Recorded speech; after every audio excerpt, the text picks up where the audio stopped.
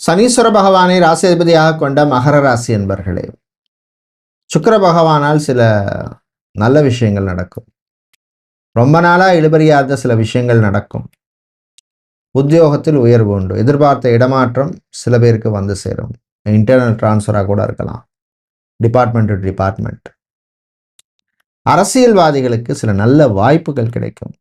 கட்சி தலைமையை சந்திக்கிறதுக்கான வாய்ப்பு கிடைக்காம இருந்திருக்கும், அது கிடைக்கும். அதை பயன்படுத்திக்கங்க.